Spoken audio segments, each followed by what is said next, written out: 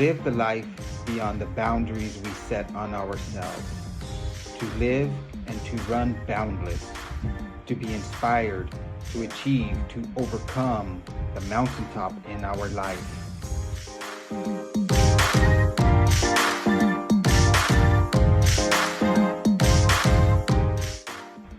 Embrace the journey, become boundless. Hello, family. Welcome to another episode of the Live Run Boundless Show. I'm your host, Kenneth Pinkney. Today we're here in beautiful Mission Trail, San Diego, California. Anybody know where they're at? Well, you got to check it out. Next to me, I have the privilege to be here with San Diego's very own, one of the toughest, but the coolest person in the ultra trail running world, family, or whatever, Miss Angela Shartel. But some of her many running accomplishments is a lot of them. It started back in 2013. It's correct, 2013. When our first two, I thought we were first two ultra with the DNF. But for the DNF, since then she been making a name for herself in the ultra trail winning world. Had a few top 10 finish, also a few first place finish.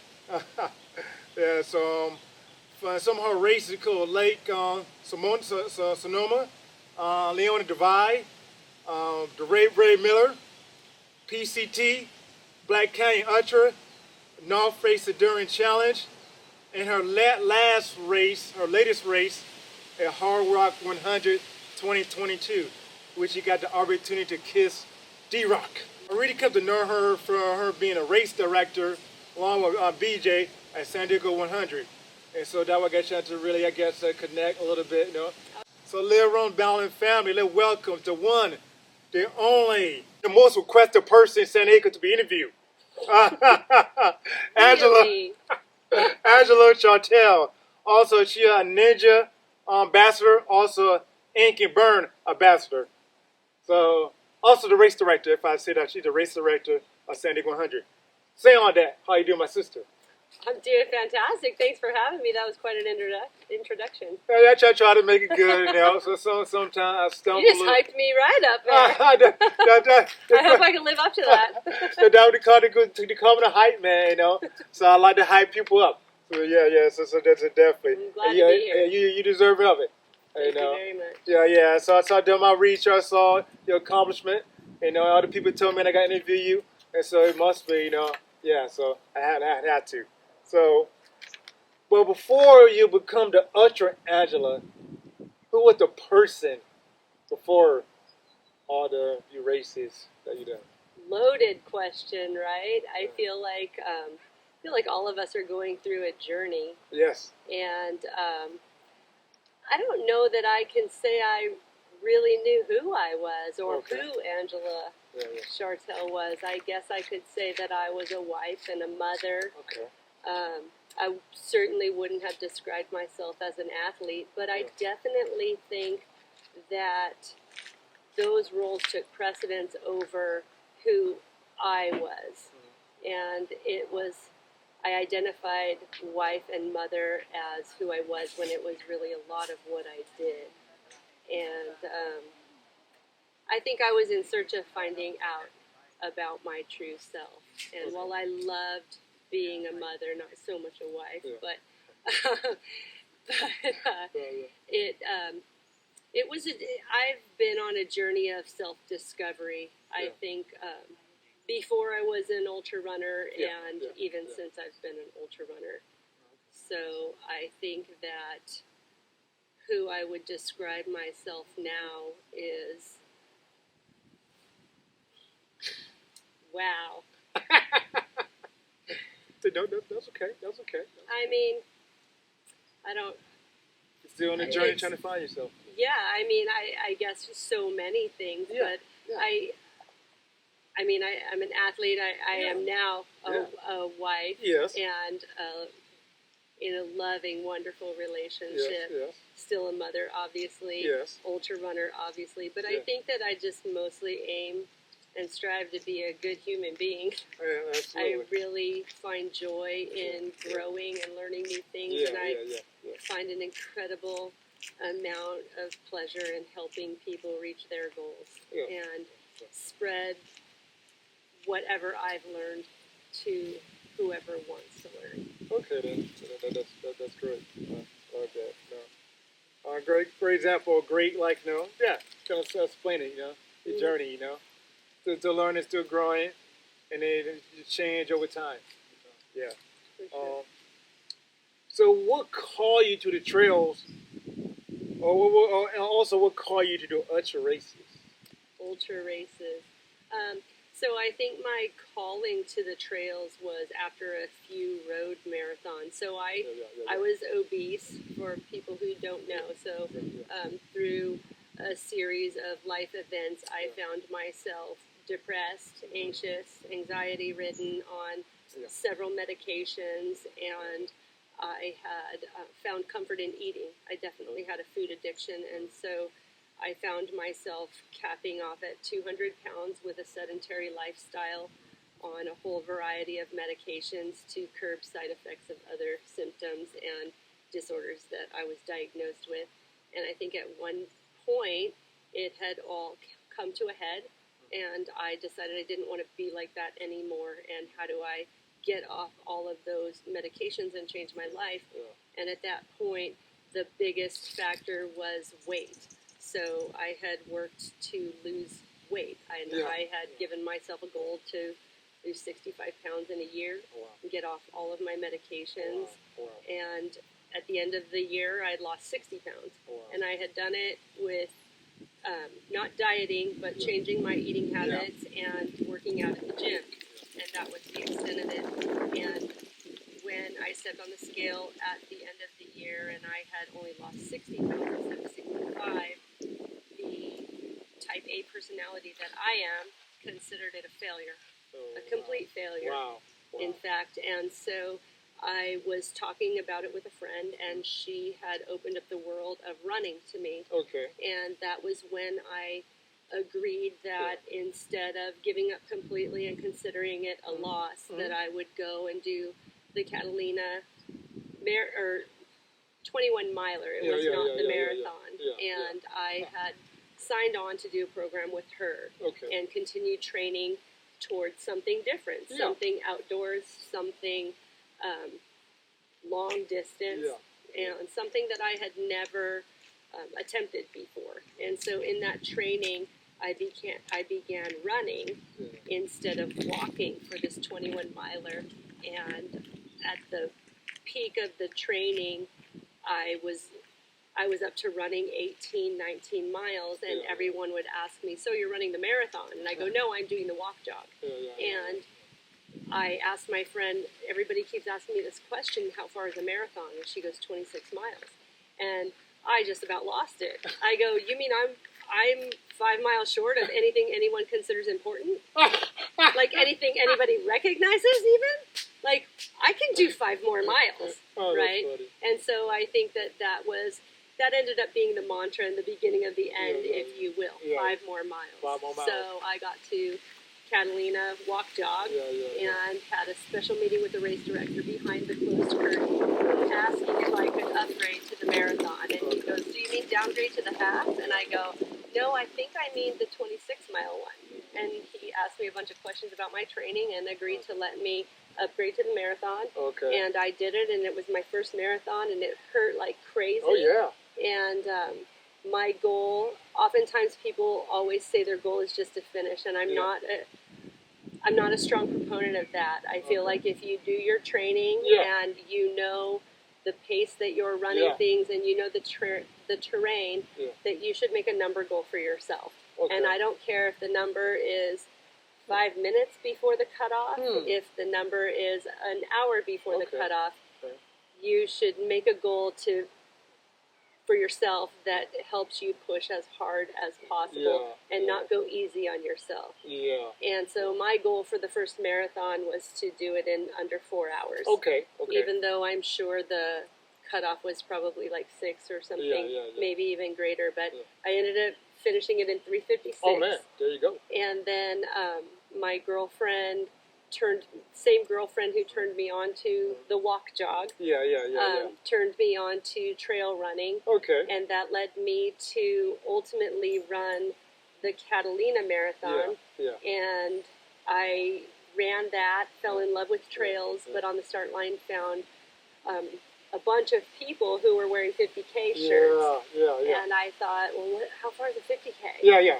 And so then it was, she told me it's 31 miles. I'm like, just 5 more miles. Just 5 more miles again. Just 5 more miles. Just 5 more miles. So, there we go. And I think I misspoke. It was the Monterey Marathon, or Big Sur Marathon, not the Catalina Marathon, was my first one. But then the Catalina Marathon on the trails was my second marathon. Yeah. And from there, it took off. I did a 50K, and I was there and thought, well, what's the next distance? Well, you have 50 miles, 100 miles, and I said, okay, I'm going to do that. Okay. And within a year, I did all that. Oh, wow. And I always say it's funny because you don't know what you don't know. Yeah, definitely. And going those distances and just seeing people go those distances and just believing they've done it, so I can do it, so it's possible, really takes away a lot of the negative thought and the overthinking also of everything that can go wrong and all of your self-doubt and what you might encounter and if you can succeed.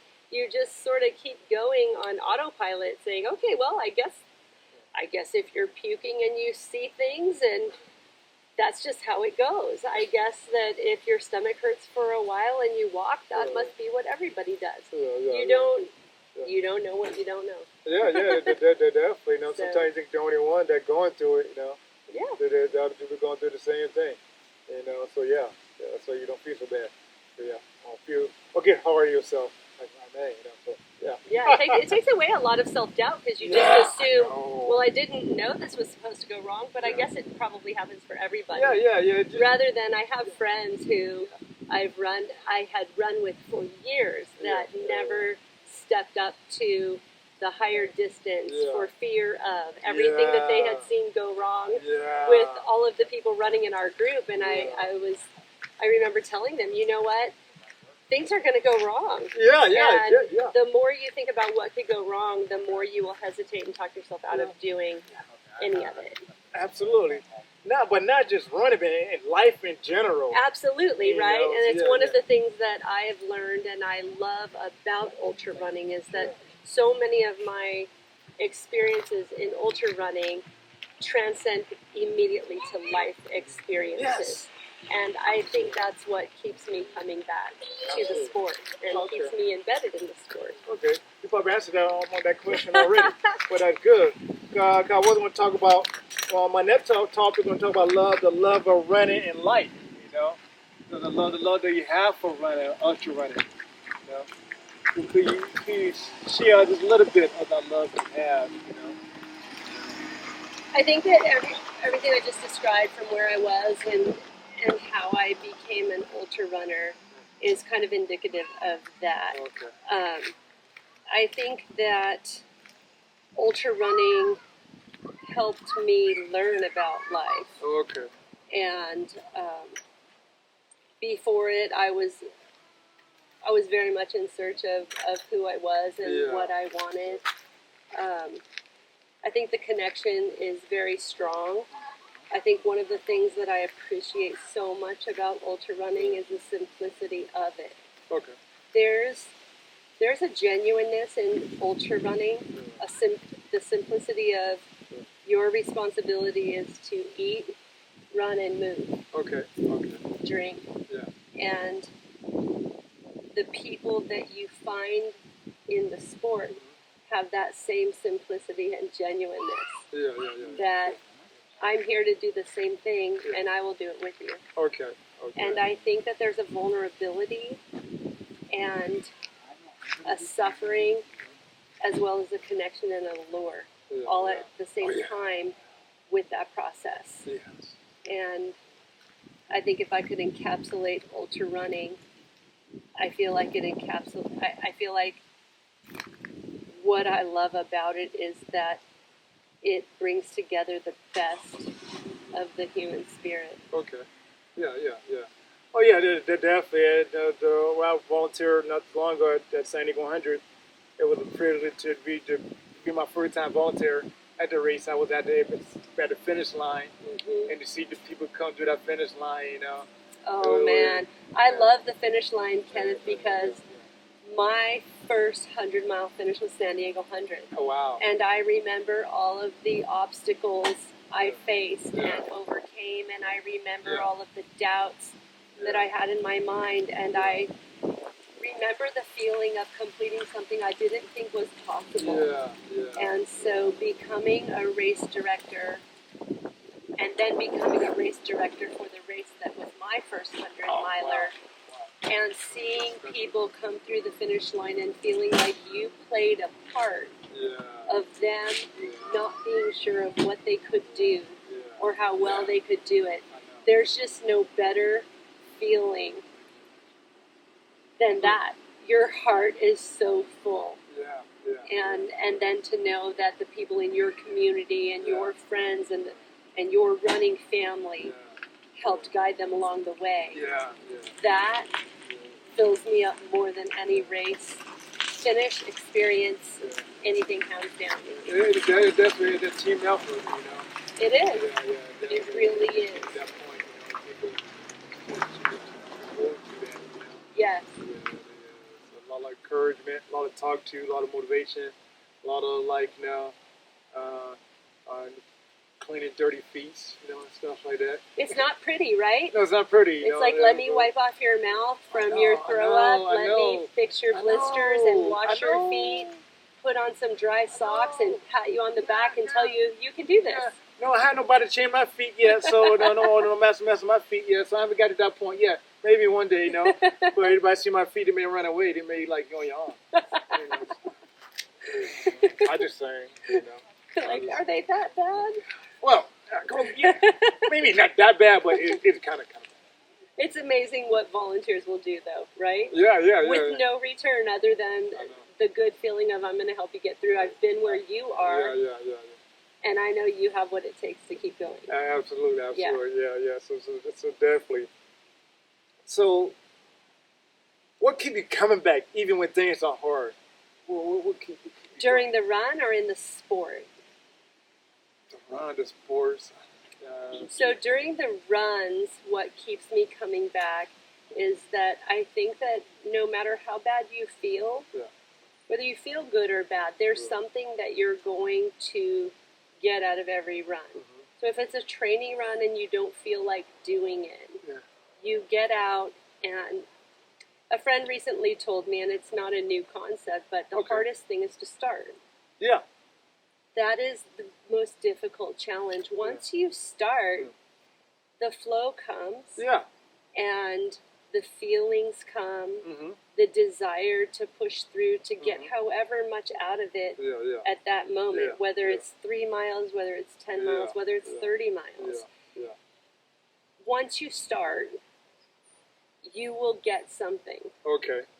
It might be a better work day. It might be working out a problem in your head. It might be letting go of something, forgiving someone.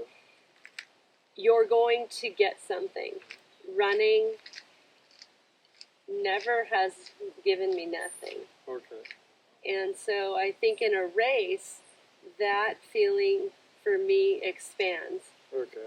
So it's not about having a better day or forgiving or solving a problem. It's about what are you capable of? And what you're capable of really begins when you start thinking you're not capable of it. Okay. I love in running that it's a choice. It's a choice when things are going sideways. No one can move for you. You have to decide to keep going. And when you decide to keep going, I've never been disappointed. 100-mile distances are my favorite. And for me, I say that because what you get, what I receive when I make that choice to continue, always transfers over to a life lesson.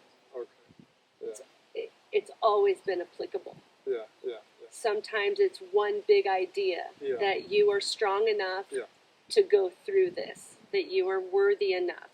And sometimes it's a smaller idea that you can suffer if you choose to. You're stronger than you think. Things like that. Yeah, yeah. So I think that personally, with the action of running, that's what keeps me coming back. And in the sport, again, it's not new, but it's the people. Yes. Of course. Okay. I mean, I've never met or encountered a more welcoming group of people from all walks of life and such diversity who their whole purpose and desire is to share the run with you and lift you up, and you lift them up, and you have this sense of camaraderie over such a simple action. Yeah, absolutely. Yeah, and I've never been part of nothing like this, so so definitely, it just brings people together. Yeah. It does. It brings people together. Yeah, so it's pretty cool. Yeah. So life lesson, running lesson. Okay, first race, you have DNF, and then you went for DNF from winning your first ultra trail race, 120 miles to 5-door trail race. Along that, along that road to winning your first ultra. Could you explain a little the journey of learning from DNF to winning your first ultra? That kind of really It's interesting. I'm actually going to correct you. My first ultra I won. Okay, correct me. Good, yeah. Which is the irony is I've always considered with my ultra career being a very a big fish in a little pond. Okay. When I got into ultra running, it was there were not a lot of women. There were not a lot of races. It's since blown up, and I think that I was on the cusp of a very big blow up. Yeah. But I'll redirect a little, because in being that big fish in a small pond and winning a lot of my early ultras, my first DNF was very much a gut punch. It was, I remember the race, I remember struggling through injury, and I remember thinking I could go on. Okay. I can finish this run. Yeah. It will take me X amount of hours longer than I have anticipated, and it will hurt, it could cause injury. But I could finish it. And mentally, I was in a place where, having never DNF'd, I didn't want to take the DNF. I hadn't contemplated taking a DNF when you could still finish, and listening to your body, and that being the wiser decision. And I remember being at the aid station, contemplating dropping out, and looking at a veteran runner who was there, and she had asked me how I was doing, and I go, I'm having all of these struggles with my feet and legs, and I think it might, I've been struggling with this injury, and I'm thinking about dropping.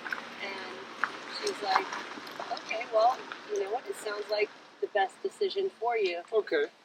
And I couldn't help but tell her that my fear in dropping is that this was my first DNF, and I don't want it to catapult into other, like once you DNF, how easy will it be for me to quit? And I don't want to keep DNFing. And I'll never forget her answer to me. She looked me dead in the eyes and she said, then don't. If you do it now, don't keep doing it. Okay. Very simple. You have a reason or you don't, and you can discern that in your own mind. So I think having the wisdom and making the decision to DNF was a really difficult one for me. Ironically, I think it was my next race that I also DNF'd. And I'm thinking, well, she said don't do it. But obviously, this is another situation. So I think that. So I've only DNF'd 2 races, and I think they were back to back. Okay. And it very much shook me. Oh, wow. Wow. But I think it was also very much a learning process. And once I did that, then I went on to fix my injury. And come back and then race Angela's Crest, PCT 50, and then Angela's Crest in 2013, which were both really good races. And I think that having been able to come back and continue forward and have those results really helped me look at the whole process as, you know what, this needed to happen, and sometimes a DNF is a very wise idea. And it also helped me to understand why you make the choices that you do, and to give yourself the responsibility to think through the why. And so it worked out. It worked out really well. But they always say if you haven't DNF'd, you haven't run ultras long enough, or enough of them. I guess. I don't know if that's true for most people or not, but it definitely it's happened for me and most of the people that I know. So I've been did the ultra running game a short while. I already got two DNFs, so I haven't been that long. You know, maybe I just can't warm up. I don't know. We see how it goes. You know. Sure. There you go. Just don't make it a pattern. The death I don't do my best not to. But think about your DNF. I think about I go with my Kobe Bryant. You know, when he first got to the NBA. You know, his first shot or first game or something like that, he got air ball or something like that. No, don't get upset with me, Lakers fan. I'm a Lakers fan myself. But I think he hit hit air ball, free throw, or something like that. But that didn't stop him from being who he was, you know. I was going to say, what did he do? He got a private coach and he started practicing. He started realizing his weaknesses, fixed his mistakes, and came back to greatness. And then all day, it was a wrap after that. Absolutely. So definitely. Now you've been your RD, race director of San Diego 100, along with BJ. What does it mean for you to be the race director of San Diego 100? Ultimate control. No, totally kidding. You know what? For me, being the RD with BJ is an incredible privilege. First and foremost, because Scotty asked us personally to do it. Oh wow! Oh, that big. So it's very meaningful to myself, and I don't want to speak for BJ, but I believe it's very meaningful for BJ as well. I know the original RD, Paul Schmidt. We bought his house. Incredible man. So having that history, Paul Schmidt was there at the finish line when I finished my first 100-miler at San Diego 100. From that day, I immediately started volunteering every year at San Diego 100. I started running with Scott Mills, learning everything about the sport, soaking up as much as I could. It saddens me sometimes that new people in the sport spend so much time telling you about themselves instead of asking about the experience around them. And there is such a rich history of running in our community, and oftentimes the older people in our sport that you may not see as often on the trails and group runs, or they may be helping out at aid stations, or they may just be slower than the rest of the people.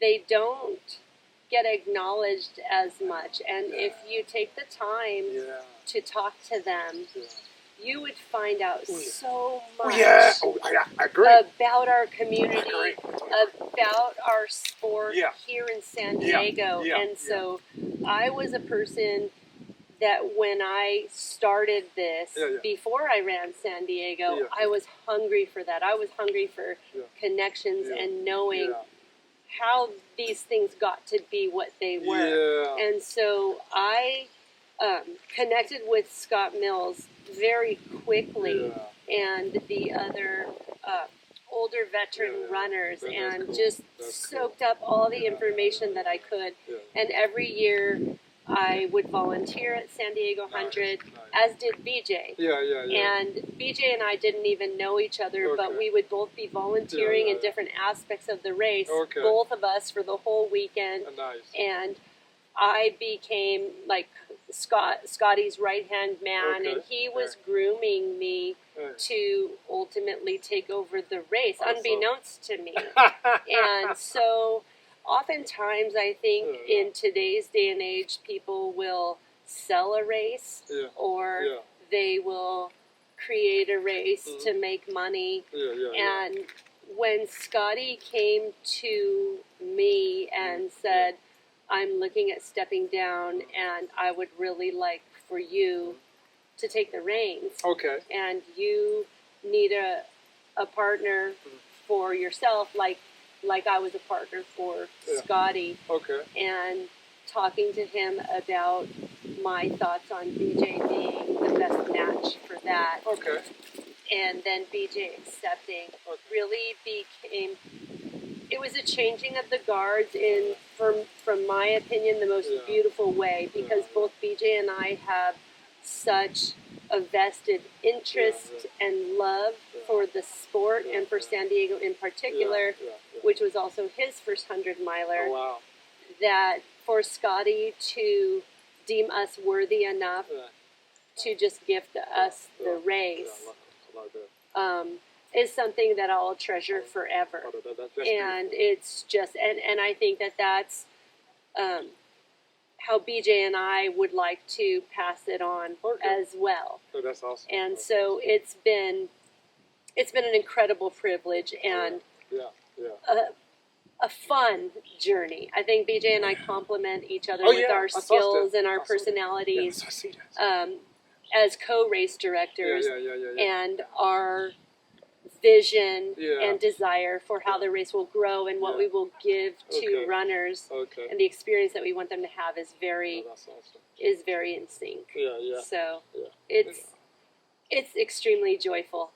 It's a great pleasure, and like I had said before, being that it was both of our first hundreds and what we felt like we accomplished, to then see people cross the finish line and know that you've given them that same experience is, that satisfaction is immeasurable. Oh yeah, okay. Yeah. You can imagine, yeah. So I'm still learning. I just learn about history, you know. So it is a privilege to really to be around so many legends, you know, of the ultra running world, you know.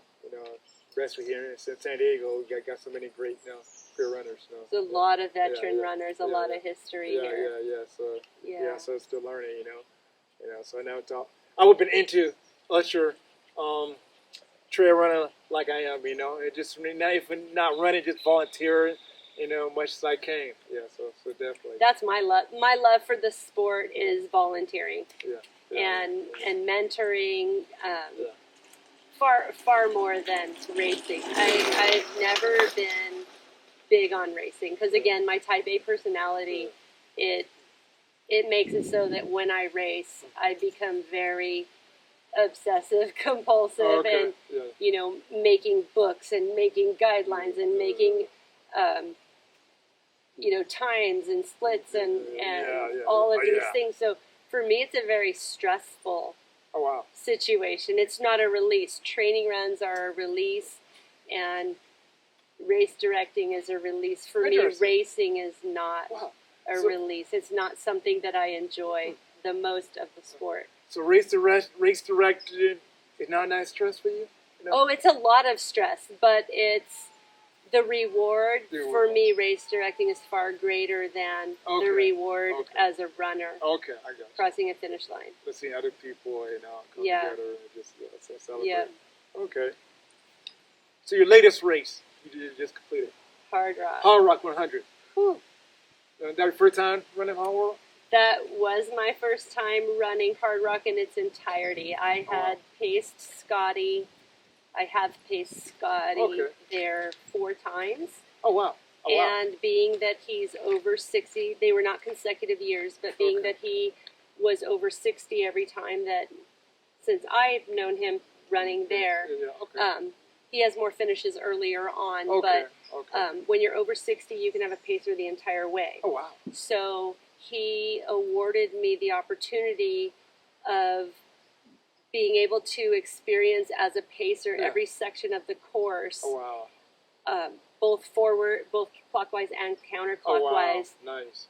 over the 4 years. Yeah, And so yeah. that's something that I would never be able to repay him for that experience. Yeah, Yeah. And so I have seen the course yeah. and had the privilege of Okay. experiencing it as a pacer, but never as a runner. So the Okay. first time that I paced Scotty in 2012, Yeah. from the very beginning of my running, I had a Hardrock qualifier. Yeah. I really prefer and enjoy the hard mountain races, and all of the runs, the 100-mile runs that I did, ended up being Hardrock qualifiers. So from 2012, I put in for Hardrock, Yeah. Okay. and it wasn't until 2022 that I finally got accepted. Oh, nice. So, yes, it was my first time experiencing it with a runner bib and being able to take the full loop of the San Juans. Okay. Yeah. And what an experience. Oh, I can imagine. So, I think the beautiful thing about waiting 10 years is I was no longer in race mode 10 years later. And I think that I have experienced growth as an ultra runner, trail runner, and then as a person. And I was looking for something different. I was looking for, I think, closure. Yeah. I was looking for, honestly, an acceptance of myself. An understanding that all these runs you've been pushing so hard to prove yourself, you're really only trying to prove yourself to yourself. Yeah. And so I think that for me, Hardrock, I knew going in, Hardrock was going to be my last 100-miler. I think it was my 15th or something, far less than what a lot of people have done. But for me, what you put into racing it, the way that I try to, and what you get back, it had run its course. 100-milers have run their course for me. Okay. And I was looking for, at Hardrock, a celebration. Yeah. A reconciliation. Okay. And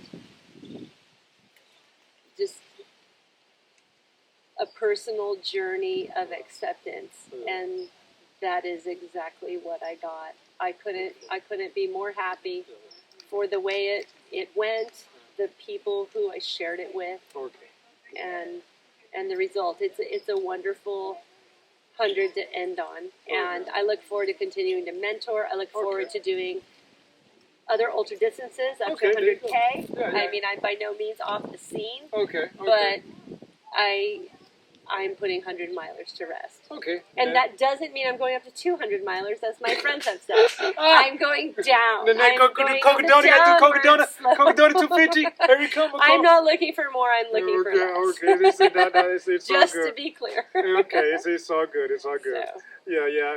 I know. I want to close the gate on us. But she should be okay. She'll be okay. We'll let you know we're doing an interview, so this should be okay. We're getting close to the end. You talk about your friend, your family, the support. You have your friend, your husband in the truck, just chilling, waiting for you. You know. Two separate ends, two separate masters on each side. It's everything. You know, it's these trail running, ultra running, running in general. It's an individual sport. To a degree, it's a selfish sport. And if you don't have the support of that from the people of that passion, from the people who are the closest to you, it's one more challenge you have to overcome, and you have to fight, and you really miss out on some of the joy of it because of those feelings. And I can't tell you how blessed I am for Mike. Mike? My husband, and all that he has done and given. And I mean, he has his own successful career, and he's a mountain biker, and he has his own wonderful life, the life that we share together, the way that he has immersed himself into this sport. Initially, for me, is just something that is overwhelming for me to feel his love. He helps out. He's an aid station captain for San Diego 100. He helps at the finish line. He helps at a good 2 or 3 other races being an aid station captain. He runs aid stations for the runs. When he and I first met and I told him of this crazy sport, he actually trained and ran Noble Canyon just to experience what I am experiencing and understand what it is that I do. And so he is the most exceptional human being that I would never even like to try to be. He's far better than I am. But his support has meant everything. I wouldn't be here this long and have lasted this long if not for him. And then my children, they're grown now, but in the early years, my daughter and son would come out and work the aid stations, and then my middle daughter actually came over to Silverton and helped and supported for Hardrock 100 for my last 100. So all of it. I always say, family, the supportive family really makes everything that much better. And to feel their love and support in something that I'm doing that really is just for me is something that is mind blowing, and I definitely feel the love along with the community. There's a handful of people, and I mentioned Scott Mills and BJ. My friend Tracy Moore. He's also been my pacer for, I think, 12 of my 1500s. Okay, shout out to Tracy. And so those people, they are my life. Okay. Well, give me your boundless. I love that. That's beautiful. Give me your boundless thought. I thought a lot about this, and again, it's not a new quote, but I think the best thing I can say to people is whether you think you can or you think you can't, you're right. So choose can. Choose can. Choose can. I can do it. I can't do it. And just start. Just start. Once you start, the flow happens, the people arrive, the support train comes, and you can do things that you never thought were imaginable. Just start. Oh yeah. You can. Oh yeah. I like that. You I like can. that. Thank you. Thank you. I love that. Just start. You just don't know what's gonna happen until you let you start. Yes. You got to put yourself out there. Well, thank you, Angela, Thank you for Kevin. joining me on Let It Run Balance Show. It's a privilege. It's great. Got to do it again maybe that time with BJ. I don't know. Absolutely. And We always love talking about San Diego 100. Yeah. Okay, yeah, definitely. But thank you. It was a privilege. It was an honor. Wonderful. Thank you, Kevin. And thank you, Let It Run Balance family, for joining me in another episode of the Let It Run Balance Show. Live a life beyond the boundary that you set to yourself. Angela's show, she started from just trying to lose weight or change her eating habit, just live a healthy lifestyle. She went from being having DNF, but went on to win a 100-miler, Hardrock with 100, and just being the top in the trail running world. Never doubt yourself. Yeah, so that is being boundless, family. Until next time. Gotta go before I get kicked out.